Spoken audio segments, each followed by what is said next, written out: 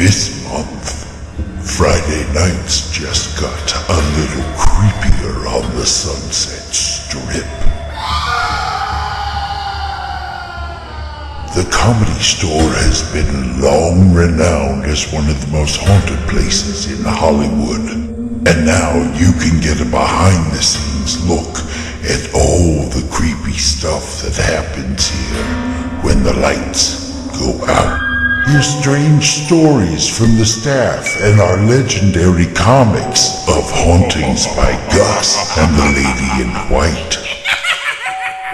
Well, tonight, ladies and gentlemen, we have a special treat for you because one of our famous comics that you just saw on that piece is here with us this evening. You'll remember him from The Mask, Community, Roseanne, and most recently, I believe he replaced a wonderful comedy friend of ours as the Slinky Dog voice in Toy Story 3. Maybe a round of applause if we can get Mr. Blake Clark up tonight to tell the world wicked stories. Blake, where are you? Hey, you're getting a quick one tonight. Good God.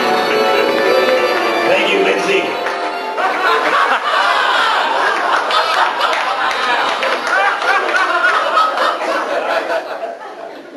Oh, God. Yeah, Mitzi always used to say, I never see any ghosts in here. I'm here all the time. Yeah, Mitzi, because you'd make them showcase. Oh, you're not ready to haunt the Comedy Store yet, huh? It's, as that thing said, I never believed in ghosts. You know, people would tell me stories like, yeah, that's interesting, or, whoa, that's scary. I never believed it. And then I started working here, and shit would happen. For some reason, Thursday nights were always I locked the place up. So I worked here for 2 years and 8 months, from August of 1980 to May of 1983, which is before some of you were even born. But I was the last person I locked up. I don't remember when Joey Gaynor ever did it. Maybe in his dreams he locked the place up, but I never saw him here after 2 o'clock. So I tried to get everybody out, which was usually done pretty well by Mooney. He got rid of most of the audience. And then I'd get the people who work here out. Some of them weren't too easy. I don't remember all their names. I'm an old fuck. I'm about 8 minutes older than dirt, so I don't remember all their names. There's one guy in particular, it was always tough to get him out. And he was with us with me when that gate thing happened, where the thing came all the way out and then swung back and forth. And then there was one night, okay, first of all, I was always reluctant to talk to other people about it because they would just, oh, you're crazy, or you're just making this stuff up. And so I would not mention most of the stuff to other people. There's a guy here named Harris Pete, who was the doorman when I started working here. And Harris is a wonderful, as nice a man, as wonderful a guy as I've ever known. After you get to know him, but he's one of those guys that puts up a tough exterior. It's like 8 months before he'd even talk to me. I was the back door guy. And he would, I'd come up and go, hey. And he'd go, why are you bothering me? So I'd swing back to my back door place. So I got to know him, and we became friends as we actually started doing stuff together. And then one night with the stool, except it was over here, and this stage was totally different then. It was square, and there was no lights, and there was just a curtain that came back here. And the stool was here, and I was coming in from the back there. And I had to do a physical check of the place to make sure that there were no bums. I know, they're homeless, okay? They're homeless people. No, they were fucking bums, okay? These were fucking bums, because they were coming in here and sleeping in here and then setting off the motion detector and wake them. Then they'd call me and wake my ass up at 4 o'clock in the morning and make me come back here and turn all the shit off, because I had all the keys. Get Blake! Wake his ass up!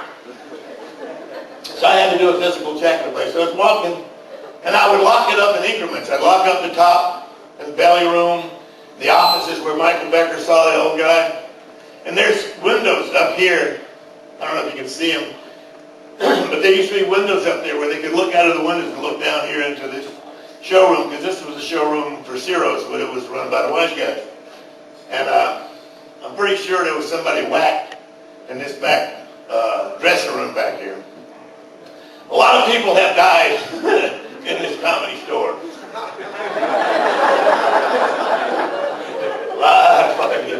Myself, many times.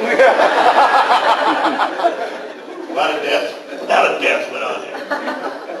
And we used to kid Gaynor, you know, the ghosts were telling. Quit the business. That was it. But the night that I was standing right there, and he was standing over there, and the ashtray came from way over here, and because they couldn't, back then, the technology of 1987, they couldn't show you. The thing just went and shattered against the wall over there. And I was disappointed that it didn't actually hit Gaynor. So I'm standing over there, and he said, "Did you throw that?" And I went, "Hey, if I could fucking throw something like that, I'd be pitching for the Dodgers. I wouldn't be here working the door." There's all kind of other stuff. Any questions you guys have? You want to ask? I mean, serious. I'm serious. Do you have any questions about anything you may have heard? I mean, evidently you didn't know that this is what this was going to be, or you have some interest in the paranormal, so you came here. Yeah, what? What was the last sighting? For me, it was that thing when I was down there in the dungeon. I said, "That's it. I'm out of here." Not for me. This was the first time I've been in the building in 5 years. Yeah. By proclamation. Get him out of here! No, man, this is where I started. This is my home. And as haunted as it is, as dysfunctional as it is, it's my home. No, I don't know if that, but it's still going on. But one of the things, I don't know if I heard this, read it, or dreamt it, to quote Harry P. Sometimes when they change stuff around, the ghosts or whatever just leave, or they get confused, or what. And I used to get pissed off, because, you know, I had to deal with the audience, I had to deal with the comics, I had to move their cars. You know, I was just a doorman for a long time. So I was going up to close up the belly room, and the door started slamming. It was a wooden door then, now it's a glass door. And I'm walking up the stairs, and I stopped and went, "Hey! I got enough shit from live people! I don't need it from dead people!" And it stopped. But I never would mess with what was down in the dungeon or back here, because they scared the shit out of me. And I'm a combat veteran. I was in Vietnam, and I was in combat. I've been shot at. And I was scared of whatever was back there and whatever was down there, and still to this day, I don't want to fuck with it. Any other questions? Me? I worked here for 2 years and 8 months. And I was in the Army for 2 years, 7 months, and 10 days. A couple of hundred. I mean, there would be stuff going on. I mean, some of the stuff was like, you know, like what Joey said. You blow out some candles, you turn around there and live again. Or, you know, the tables are all stacked over here. Or the chairs have moved around. Or the stool is, you know, stuff like that. Now, one night, I was coming in to lock up and check the place. And I was walking across the back there, and I distinctly heard women's voices, more than one woman, talking in the ladies' room back there, the women's room. So I said, "All right, hey, I've closed the place up, gotta get out, come on." Then it got quiet. So I went, "Come on." Nobody came out. Cut to the chase, I go in. I said, "All right, I'm coming in." And you could walk in, and I could look in a mirror and look back down where the stalls are. And I didn't see anything in there. So I went, well, maybe somebody's in there up, you know, with their feet up on the commode. So I actually went and pushed every stall open to see, and when I got to the last one, I knew there was going to have to be somebody in there. Pushed it open, there was nobody, and that's when somebody. Just stuff like that. And then there would be noises and shit, and I'd go upstairs and there'd be comics hiding in the belly room. Oh, we want to see the ghost.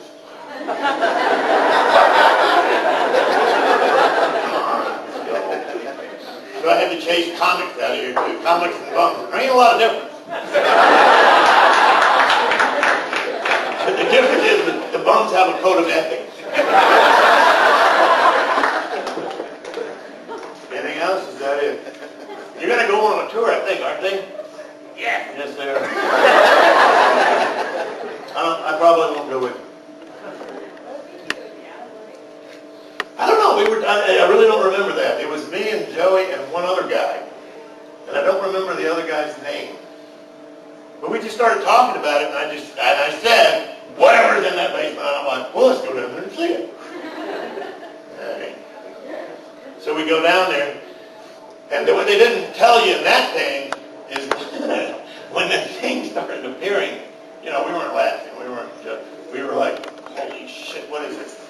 And because it was just big, amorphous. It was, and you could see it. It was dark, and everything got really, really cold. Like you could see your breath fogging. And Gainer's like this. He didn't say, what do you want? What do you want? What do you want? However many times he said it once.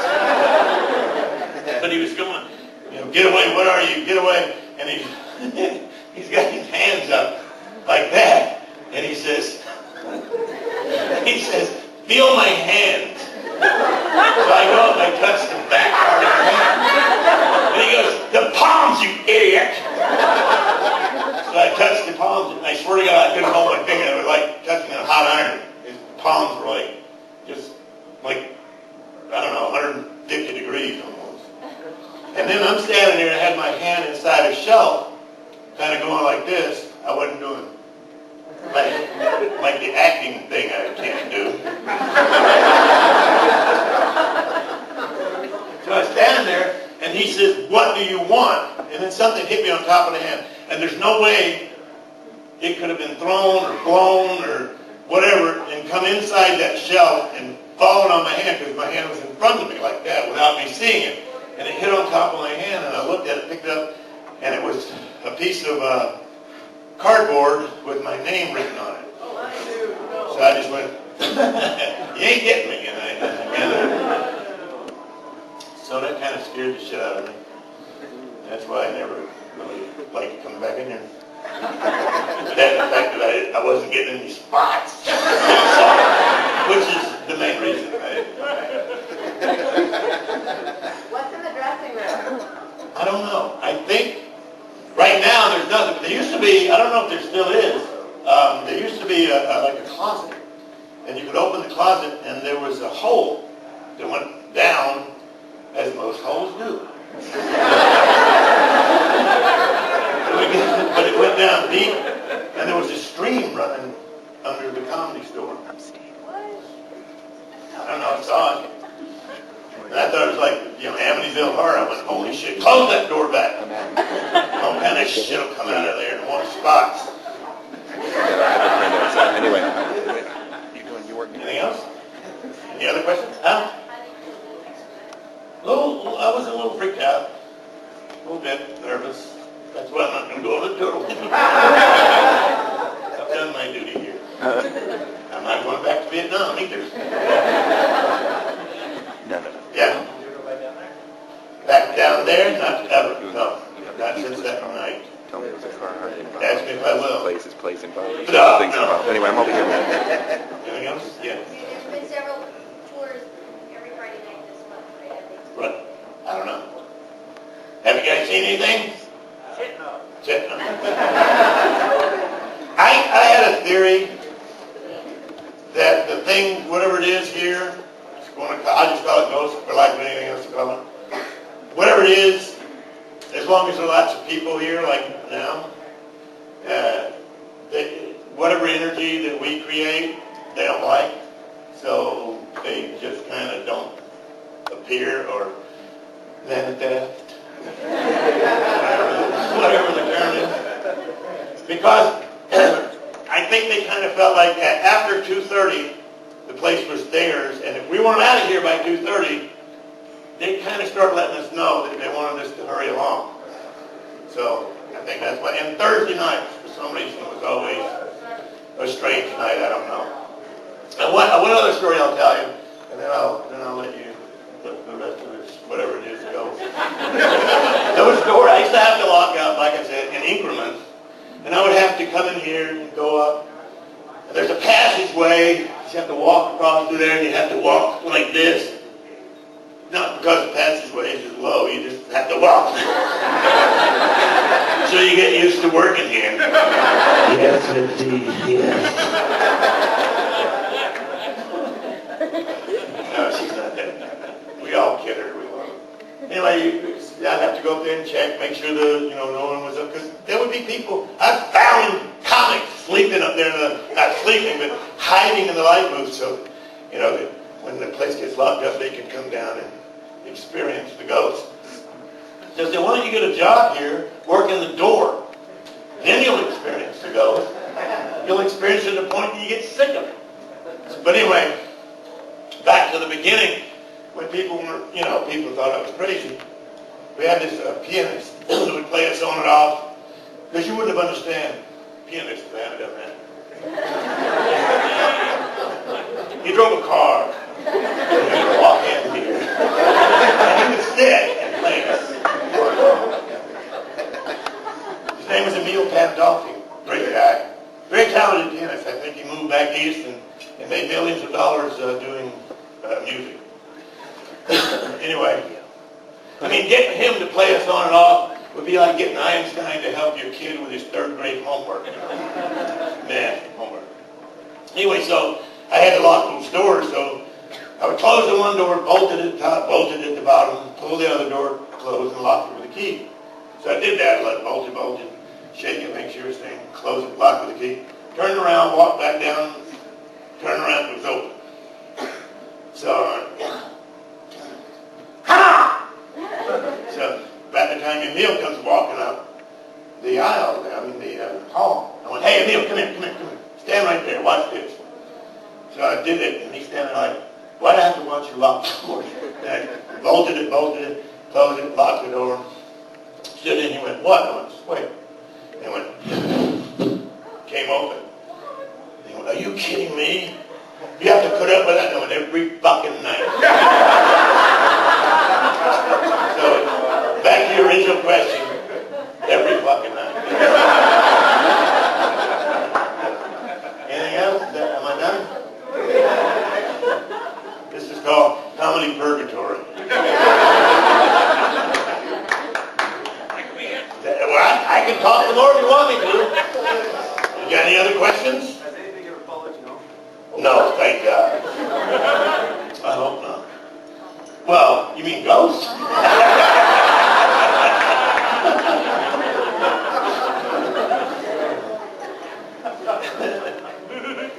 I childproofed my home, but they still got in. What? Have you had like a conversation with you? No. No. Yeah, well, yeah, it's a one-sided conversation. Leave me alone, I've had enough of this yet. It's late, I want to go home, that kind of stuff. And that's to the comics. Yeah. Any like notable or famous people die here? Yeah, like I said, many times. I don't know, I don't think so. I remember one guy, some biker guy I talked to one time in Hollywood, and we were talking about it, and I said, yeah, I'm the doorman at the Comedy Store. And he goes, yeah, well, that's weird, because I used to be the doorman when it was Whiskey A Go-Go, and I used to work there when it was Ciro's. And I went, yeah, oh, really? And he goes, yeah, one night Eddie Cannon walked in. I went, oh, yeah, he'd been dead for 2 years. So, maybe when it was Ciro's, people died here, I don't know. Anything else? Yeah. Has anybody ever spent the night here alone? I'm sure they have, but I never did. Well, no, wait, I take that back, I did once. But I wasn't alone. Richard Pryor and Connie Chung were here.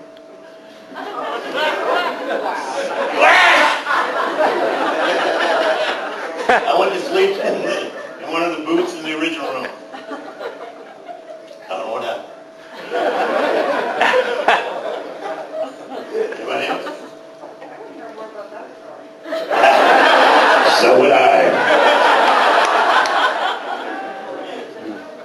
Richard Pryor, ever see any those? Richard Pryor sold a lot of things. I don't think we want to go there. But that meant so. Anything else? Yeah. I don't think so. I hope not. No, I don't think so because Harris Pete worked here for 20 years. So. They had any kind of security cameras, he would have only lasted a few weeks. How about coming in the morning? You know, I never came here in the morning. But there would be times when, you know, they'd call me, like I said, they'd call me in the morning, like 4 o'clock in the morning. Why is every door in the place open and alarms going off? I mean, don't know. But I never came here. Hardly ever came here in the daytime. Came here once right after my second son was born to show him to Mitzi. And he endeared himself to everybody coming here. And she went, let me hold him, and he puked on him.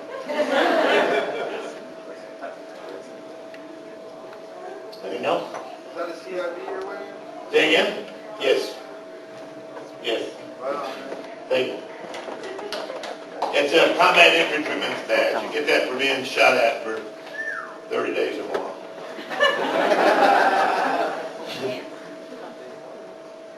Anybody else? Okay. Well, I hope you enjoyed. It's interesting. It's very interesting in the history of the place. And there are a lot of people who know much more about the history of the place and the tour and all that stuff. You have fun. Thanks. Thank you, buddy. Ladies and gentlemen, the legendary Blake Clark. You can catch him in Toy Story 3 out on DVD today. How the hell is that for a Disney plug? That's pretty amazing.